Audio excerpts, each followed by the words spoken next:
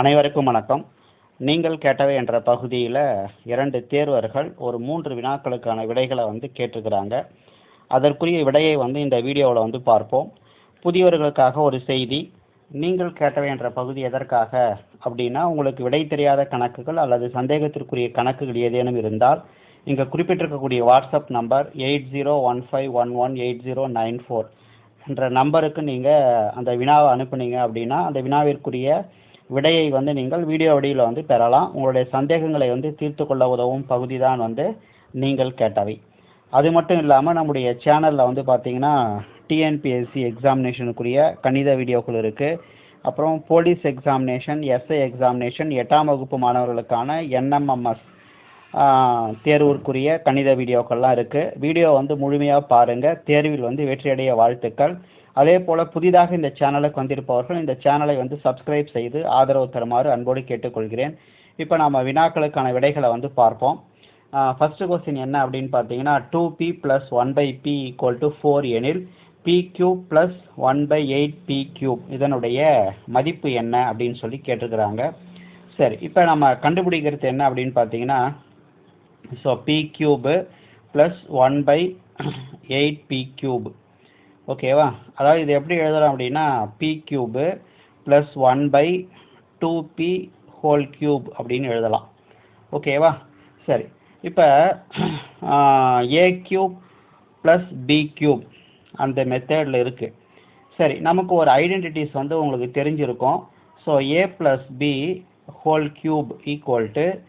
a³ + b³ அடுத்தது +3a²b அதுக்கப்புறம் +3ab² இதான் அந்த முற்றொருமை.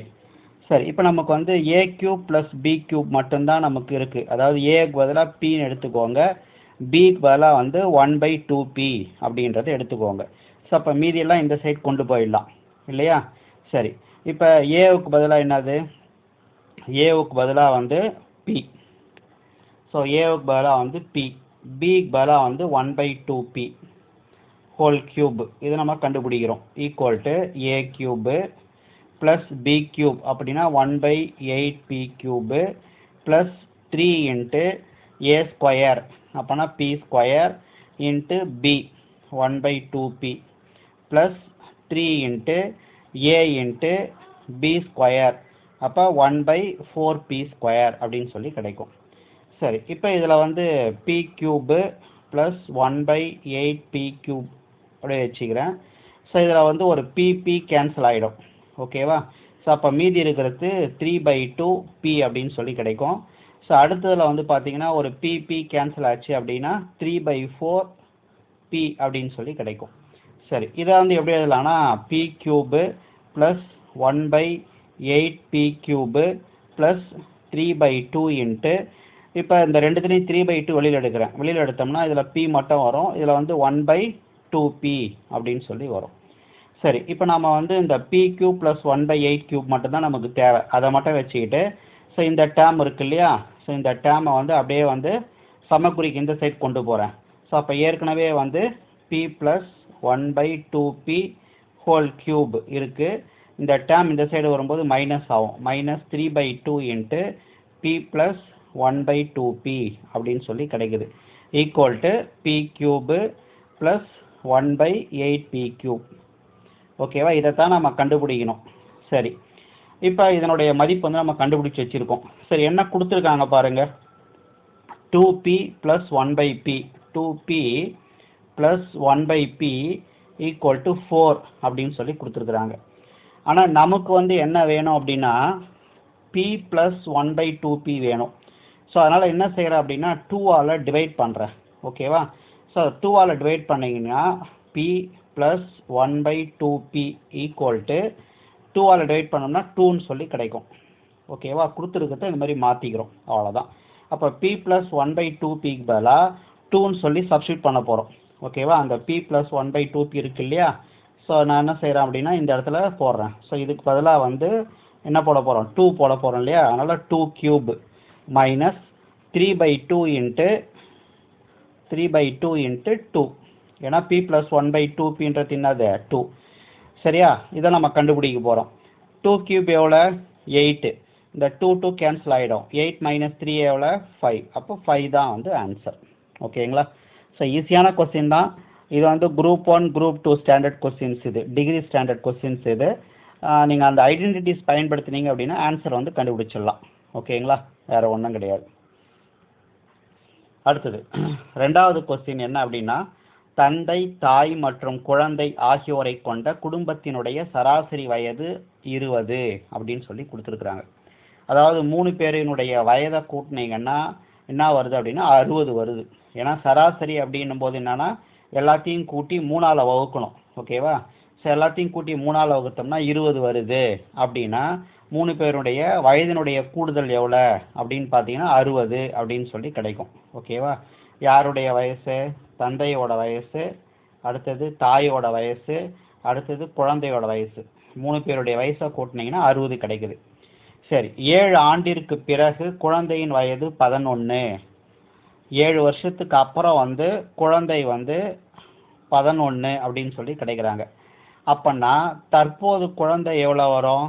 தற்போது குழந்தைனா அதுலேருந்து 7 கழிச்சிடணும். 7 கழிச்சிங்கன்னா 4ன்னு வரும். தற்போது குழந்தையோட வயசு என்னது? 4. சரியா? ரைட்டு. இப்போ என்ன கொஸ்டின் கேட்குறாங்கன்னா, குழந்தை பிறப்பதற்கு முதல் நாள் சராசரி வயது என்ன அப்படின்னா, இப்போ தற்போது குழந்தையினுடைய வயசு 4 இல்லையா? குழந்தை பிறப்பதற்கு முதல் நாள் அப்படின்னா என்ன அர்த்தம்னா 4 வருஷத்துக்கு முன்னாடின்னு அர்த்தம். ஸோ 4 வருஷத்துக்கு முன்னாடி அப்படின்னும் போது இந்த 60லிருந்து அம்மாவுக்கு ஒரு 4 வயசை குறைக்கணும், அப்பாவுக்கு ஒரு 4 வயசை குறைக்கணும், குழந்தைக்கு ஒரு 4 வயசை குறைக்கணும். ஸோ அப்போ 3 12 குறைச்சிங்கன்னா மொத்தம் வந்து 48ன்னு வருது. ஓகேவா? அப்போ குழந்தை பிறக்கிறதுக்கு முதல் நாள் யார் இருந்தாங்க? அப்பா அம்மா 2 பேர் தான் இருந்தாங்க.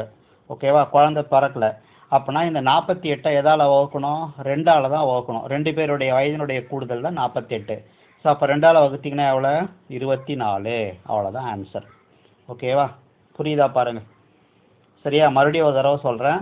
தந்தை, தாய், குழந்தை ஆகியோரை கொண்ட குடும்பத்தின் சராசரி வயது 20 அப்படின்னா 3 பேரினுடைய வயதை கூட்டினீங்கன்னா 60 வருதுன்னு அர்த்தம். இது ஃபஸ்ட்டு ஸ்டெப், புரிஞ்சுக்குவாங்க. அடுத்தது 7 வருஷத்துக்கு பிறகு குழந்தையோட வயசு 11. 7 வருஷத்துக்கு அப்புறம் அப்போன்னா தற்போது என்ன அப்படின்னா அதுலேருந்து 7 கழிச்சிங்கன்னா 4 வயசுன்னு அர்த்தம் தற்போது. ஆனால் என்ன கொஸ்டின் கேட்குறான், குழந்தை பிறப்பதற்கு முதல் நாள் அப்படின்னா 4 வருஷத்துக்கு முன்னாடின்னு அர்த்தம். 4 வருஷத்துக்கு முன்னாடி அப்படின்னும் போது இந்த குழந்தையோட வயசு 4, அடுத்தது அம்மாவோட வயசு ஒரு 4, அப்பாவோட வயசு ஒரு 4, எல்லாத்தையும் கூட்டினா 12. அந்த 12 வந்து கழிச்சிடணும். கழிச்சோம்னா மொத்தம் வந்து 48ன்னு வரும். அப்போ 48ன்றது எத்தனை பேருடைய வயதினுடைய கூடுதல்னா 2 பேருடைய கூடுதல் தான். ஓகேவா? அதனால் 48 2ஆல் வகுத்தீங்கன்னா 24. அவ்வளோதான் ஆன்சர். அடுத்தது 2πr சுற்றளவு உள்ள வட்டத்தின் பரப்பளவும் சதுரத்தின் பரப்பளவும் சமம் எனில் சதுரத்தினுடைய சுற்றளவு என்ன அப்படின்னு சொல்லி கேட்குறாங்க. சரி, 2πr சுற்றளவு உள்ள வட்டத்தின் பரப்பளவு, வட்டத்தினுடைய பரப்பளவுக்கு ஃபார்முலா என்ன? πr². எதுவும் சமம் அப்படின்னா சதுரத்தினுடைய பரப்பளவும் சமம் அப்படின்னு சொல்லி கேட்குறாங்க. சதுரத்தினுடைய பரப்பளவு என்னது? a². ஓகேவா? 2πr சுற்றளவு கொண்ட வட்டத்தின் பரப்பளவு என்னன்னா πr². சதுரத்தினுடைய பரப்பளவு a². ரெண்டும் வந்து சமம். சரி, இப்போ இதில் இருந்து சதுரத்தினுடைய சுற்றளவு கேட்குறாங்க. சதுரத்தினுடைய சுற்றளவுக்கு என்ன ஃபார்முலா? சதுரத்தினுடைய சுற்றளவுக்கு என்ன ஃபார்முலா? 4 × பக்கம். ஓகேவா? 4a. இதான் வந்து சதுரத்தினுடைய சுற்றளவு. சரி, இப்போ இதில் இருந்து a வந்து என்ன வரும்னு பாருங்கள். நமக்கு வந்து πr² = a² இருக்கு இல்லையா? 2 பக்கமும் வந்து ஸ்கொயர் ரூட் எடுங்க. ஸோ ஸ்கொயர் ரூட் எடுத்திங்கன்னா இது வந்து √πன்னு வரும். ஓகேவா? r² வந்து ஸ்கொயர் ரூட் எடுத்தோம்னா rன்னு வரும். = a அப்படின்னு சொல்லி வரும். ஓகேவா? சரி, இப்போ நம்ம சதுரத்தின் சுற்றளவை கண்டுபிடிக்கணும். 4a இல்லையா? 4 × aவுக்கு பதிலாக இதை பயன்படுத்திக்குவாங்க. ஓகேவா? 4r × √π. ஓகேவா? ஸோ இதான் வந்து ஆன்சர். 4π × √r. இதான் வந்து ஆன்சர். ஓகேவா? ஸோ பையை வந்து நடுவில் போட்டிருக்கிறாங்க. 4 × √π, அதுக்கப்புறம் r வந்து தனியாக போட்டிருக்கிறாங்க. அவ்வளோதான். இதான் வந்து ஆன்சர். ரொம்ப ஈஸியான கொஸ்டின் இது. அதாவது வட்டத்தினுடைய பரப்பளவு πr²ன்றது உங்களுக்கு தெரிஞ்சிருக்கணும். சதுரத்தினுடைய பரப்பளவு ஏ ஸ்கொயர்ன்றது தெரிஞ்சிருக்கணும். ஸோ ரெண்டும் வந்து சமம் அப்படின்னு கொடுத்துட்டாங்க. அதிலிருந்து ஏ வந்து கண்டுபிடிச்சிக்கிறீங்க. அடுத்தது சதுரத்தினுடைய சுற்றளவு வந்து 4a ஃபார்முலா. அதனால் வந்து 4 இன்ட்டு ஏவுக்கு பதிலாக இங்கே கண்டுபிடிச்ச ரூட் பை இன்ட்டு ஆர் அதை வந்து சப்ஸ்டியூட் பண்ணுறோம். ஸோ நமக்கு வந்து 4 ரூட் பை ஆர் கிடைக்குது. அவ்வளோதான். ஓகேங்களா? ரைட். இப்போ பெரும்பாலும் வந்து ஆப்டிடியூட் கொஸ்டின்ஸ் எல்லாமே வந்து நீங்கள் ஆப்ஷன்ஸில் இருந்து விடை கண்டுபிடிக்கிறது ஈஸியாக இருக்கும். இல்லை அப்படின்னா ஷார்ட்கட் மெத்தடில் ஏதாவது போடுங்க, இல்லை மனக்கணக்காக போடுங்க. பெரும்பாலும் வந்து ஈக்குவேஷன் ஃபார்ம் பண்ணிவிட்டு ரொம்ப வந்து லென்த்தியாக கொண்டு போகாதீங்க. ஆனால் ஒரு சில கணக்குகளுக்கெல்லாம் வந்து நீங்கள் ட்ரெடிஷ்னல் மெத்தடில் தான் போட்டாகணும், வேறு வழி கிடையாது. ஸோ அந்த மாதிரி கொஸ்டின்ஸை வந்து நீங்கள் ட்ரெடிஷ்னல் மெத்தடில் போடுங்க. ஸோ நம்முடைய சேனலில் இருக்கக்கூடிய மேக்ஸ் வீடியோக்களை வந்து நீங்கள் தொடர்ந்து பார்த்தீங்க அப்படின்னா உங்களுக்கே வந்து ஒரு ஐடியா கிடைச்சிரும், ஒரு தன்னம்பிக்கை வரும். கணிதத்தில் வந்து நீங்கள் முழு மதிப்பெண் வந்து பெறலாம். சரிங்களா?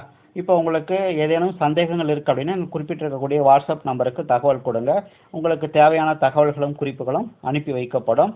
அந்த வீடியோ பிடித்திருந்தால் லைக் பண்ணுங்கள், கமெண்ட் பண்ணுங்கள், உங்கள் நண்பர்களுக்கு வந்து ஷேர் செய்யுங்க. மற்றும் ஒரு வீடியோவில் சந்திப்போம். நன்றி, வணக்கம்.